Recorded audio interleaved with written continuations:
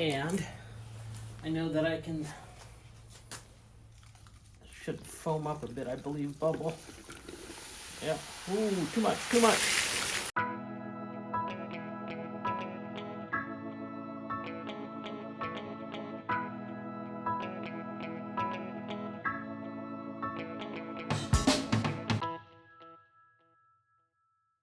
Hey y'all, it's been a slow week on my channel because it's been a busy one in real life, complicated by a bit of illness. But I'm back and ready to share a couple of things I've been working on, including an experiment to make some homemade rust remover. But before I get to that, I want to show you a couple of the things I've been doing on the R75. To begin with, I took care of painting the taillight bracket and finishing that off. That, of course, meant I had to take it apart first.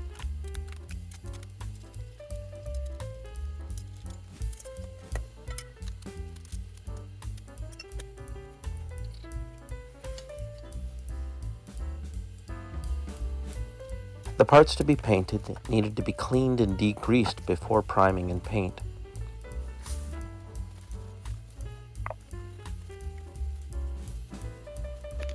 Even when it's not cold, I like to warm both the paint and the item being painted with a heat gun.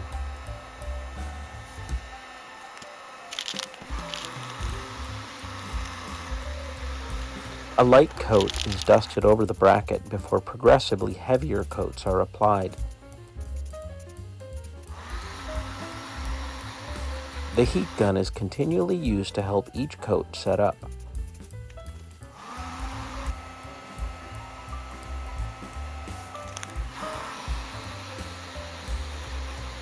A similar process is used for the color coats.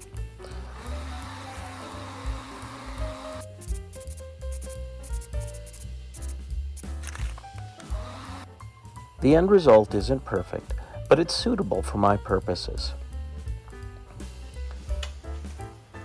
Then it's just a matter of bolting it all back together.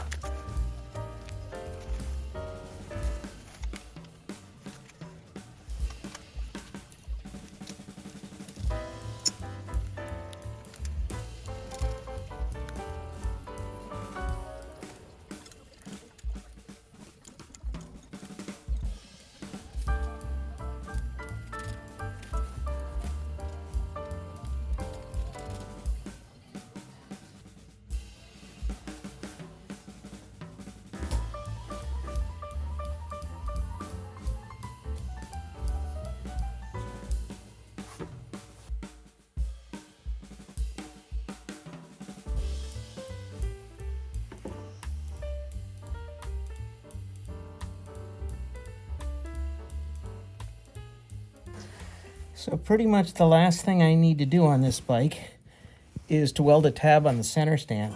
So I've just finished taking it off. It's a matter of disconnecting the springs.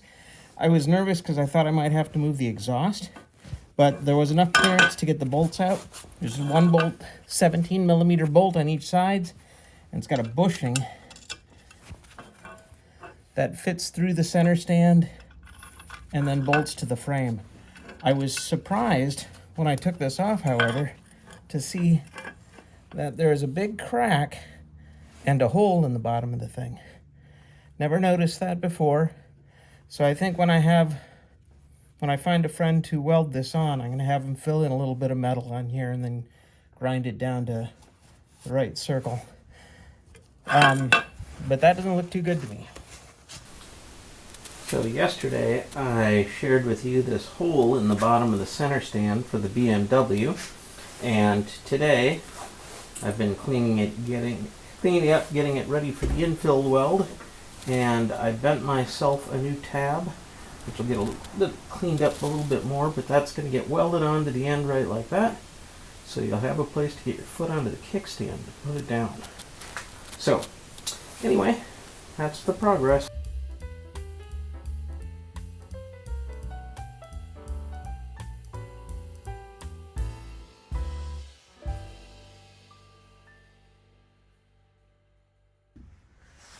Today in the garage, I'm going to try something new, a bit of an experiment. I've used Evaporust in the past, and I really like it, but mine is done, And because I'm on a budget, I was looking online and I found a recipe to basically make your own form of rust remover that uses the same chelation process that Evaporust uses, which doesn't attack the base metal. So I'm following that recipe. I'm going to try it myself. I have 3 gallons of water. The recipe I found was in metric, and I had a little bit of trouble converting from the metric measurements because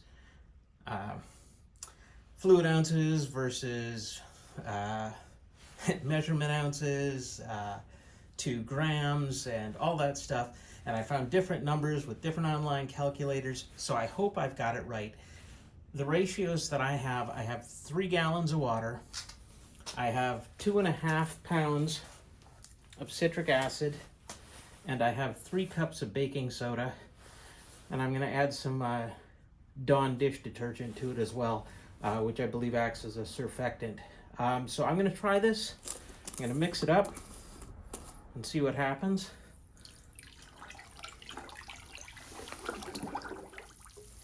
But if this works, it's going to be a lot more affordable option. And I know that I can, should foam up a bit, I believe, bubble. Yeah, ooh, too much. Should have added that a little slower, I guess. That's a lesson learned. So, we'll give that a minute.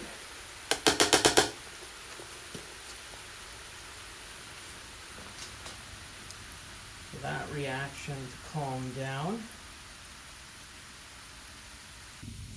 So that's still bubbling away a bit, but this is what I've got.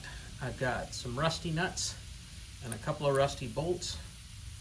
I'm just going to see what it does with these before I put anything that I care about in here, just in case. I mean, I can't imagine it could do much harm with baking soda and citric acid, but you never know. Like I say, I don't want to put anything I care about in there until I give this a shot. So it's almost done with the bubbling action. I might just give this a bit of a stir.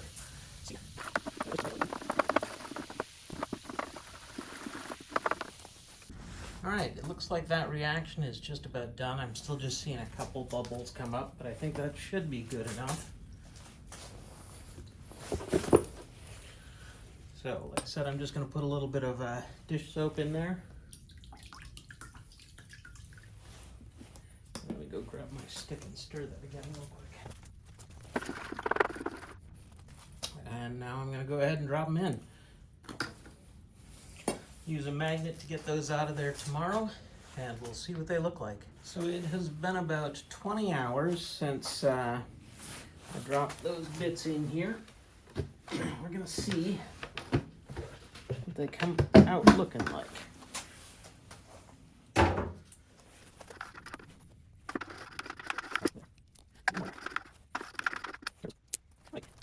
I want to rinse these off with water, but not perfect, but they're a hell of a lot better than they were. They look like they're wiping pretty clean too.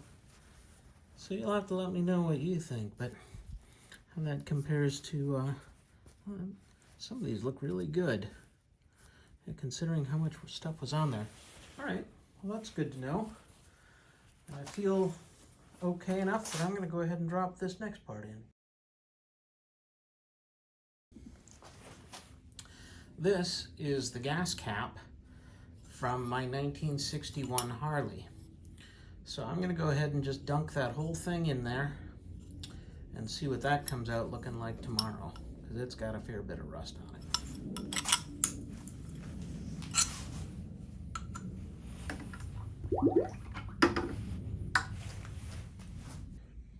So I've just been giving these parts a little bath in some water to stop the reaction, the chelation reaction, and you can see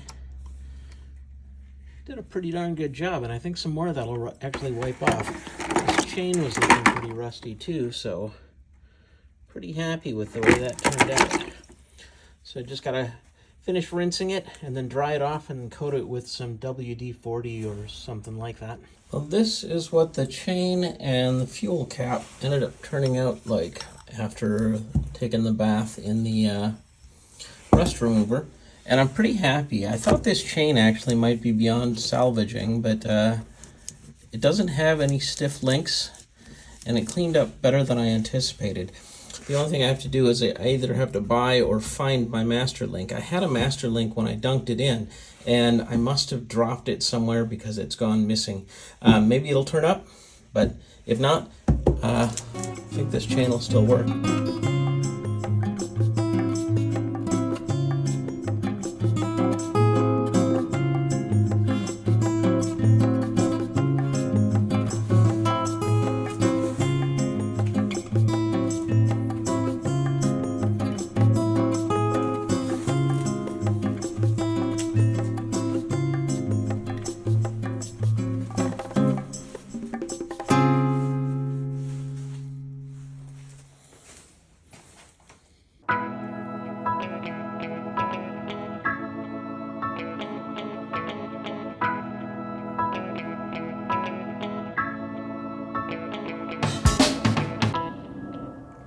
Thanks for watching.